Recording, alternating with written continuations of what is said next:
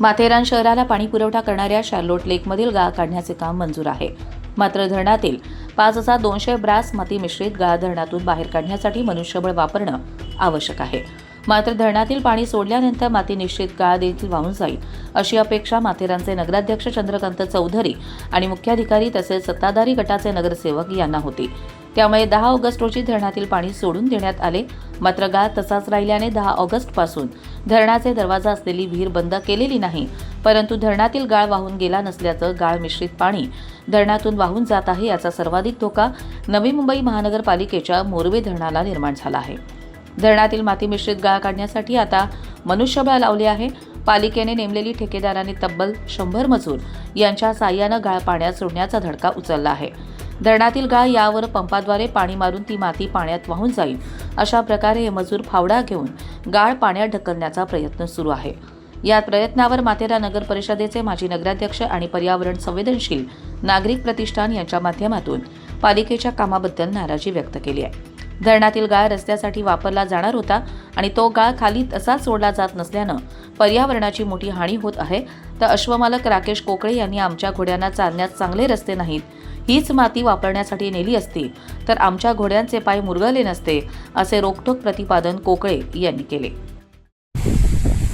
केंद्र सरकारच्या अमृत 2.0 या कार्यक्रमाअंतर्गत शार्लोट लेक संवर्धनासाठी जे 5 कोटी रुपये आले होते, त्यामध्ये या संवर्धनाच्या कामातलं सगळ्यात मुख्य काम हे शार्लोट लेक तलावातील गाळ काढण्याचं होतं. आणि तो गाळ गेल्या वर्षी म्हणजे एप्रिल आणि मार्च 2025मध्ये थोड्याफार प्रमाणात काढण्यात आला होता आणि तो तिथून पांडे प्ले ग्राउंड आणि इतर ठिकाणी शिफ्ट करण्यात आला होता.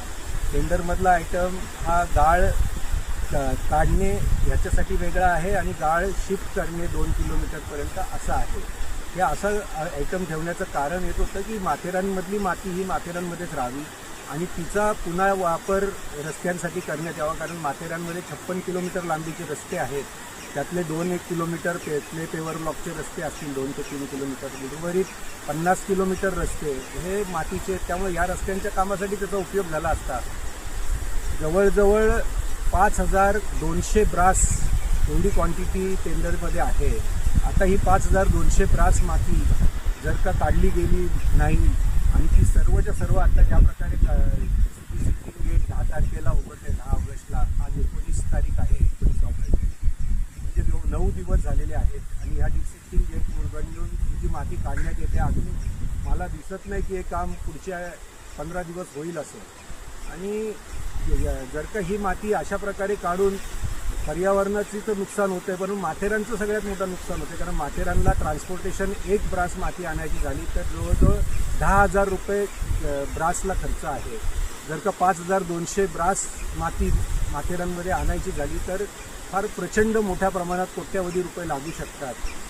त्यामुळं आम्ही ह्याला नगरपालिकेच्या सर्वसाधारण सभेमध्ये हा विषय जेव्हा आला तेव्हा आम्ही कॉन्ट्रॅक्टरच्या बाजूनी पण विचार करून या सांगितलं होतं की कॉन्ट्रॅक्टरला JCB वापरायची परवानगी द्या, डंपर वापरायची परवानगी द्या, परंतु माथेरानमधली माती 1 कणसुद्धा माती खाली जाऊन देऊ नका. ही सर्व माती आपल्याला पुन्हा वापरता येईल. जर का मॉनिटरिंग कमिटीने परवानगी नाही दिली तर आपण CECकडे जाऊ, सुप्रीम कोर्टाकडे पण जाऊ आणि येणाऱ्या 1 वर्ष 1.5 वर्षात या परवानग्या मिळवून हे सगळी माती आपण जपूयात आणि जेणेकरून माथेरानचं पर्यावरण वाचेल, रस्ते व्यवस्थित होतील, ही आमची प्रामुख्याने मागणी होती. परंतु दुर्दैव आहे की अशा प्रकारे डिसिल्टिंगचं गेट उघडलं आणि ही सर्व माती सोडून देण्यात आली. नवी मुंबई महानगरपालिकेचा सुद्धा याला विरोध होता की एक डिसिल्टिंग गेट उघडून ही माती धावरी नदीत सोडू नका, ती संपूर्णपणे मोरबे धरणामध्ये येईल. आता ही जवळजवळ 5200 ब्रास माती ही त्या धरणामध्ये जाऊन तिथल्या गाळामध्ये रूपांतर होणार, त्या धरणातला पाणीसाठा कमी होणार. माथेरानला जी उपयोगात आली असती माती, जे मोठे मोठे खड्डे 150 वर्षापासून रस्त्यांसाठी केले गेले आहेत तिथं भरण्यासाठी उपयोगात आली असती, तेही नाही होणार. आणि ह्या सर्व गोष्टींमुळे माथेरानच्या जंगलात येणाऱ्या काळात रस्त्यामध्ये माती खोदली तर झाडांच्या मुळांना इजा होते, झाडं पडतात आणि मोठ्या प्रमाणात डिफॉरेस्ट्रेशन माथेरानमध्ये होतं. आणि हे वन वाचवण्यासाठी आम्ही गेले 30 वर्ष 35 वर्ष धडपडत आहोत. आमच्यासाठी हा फार मोठा धक्कादायक प्रकार आहे आणि फार दुःखद गोष्ट आहे की एवढ्या मोठ्या प्रमाणात माती ज्या प्रकारे शासनाने दुर्लक्ष केलं आणि अधिकाऱ्यांनी बेजबाबदारपणा केला, त्यामुळे ही आज माथेरानच्या बाहेर गेलेली आहे. अत्यंत दुर्दैवी गोष्ट आहे.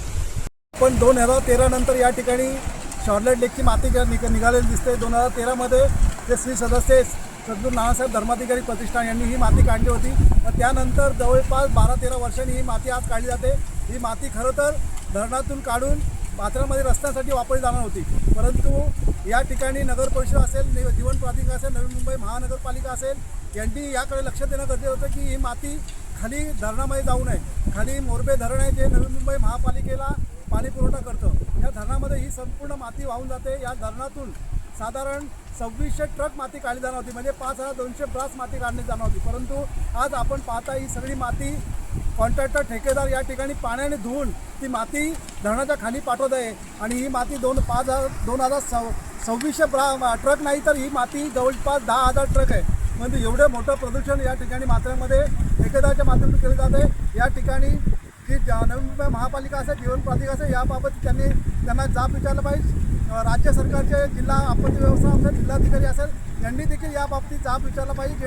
ही माती तुम्ही माथेरानमध्ये वापरली पाहिजे, ती माती खाली का गेली? ही या मातीमुळे माथेरानमध्ये प्रचंड प्रमाणात रोष निर्माण झालेला आहे. त्याचप्रमाणे दुसरी एक महत्त्वाची गोष्ट, 10 ऑगस्ट रोजी या धरणातलं पाणी गाल जाण्यासाठी सोडलं. आज अशी परिस्थिती आहे, ज्या विहिरीमधून हे पाणी पुढे खाली गेलेलं आहे त्या विहिरीचा लॉक म्हणजे चावी ही लागत नसल्याची अशी अंतर्गत माहिती पुढे आलेली आहे. जर असं झालं तर माथेरानमध्ये यावर्षी पाणी देखील या तलावात अडणार नाही आणि माथेरानमध्ये जनजीवन असे पर्यटन धोक्यात येईल. कर्जत लाईव्हसाठी नितीन पारदी, माथेरान.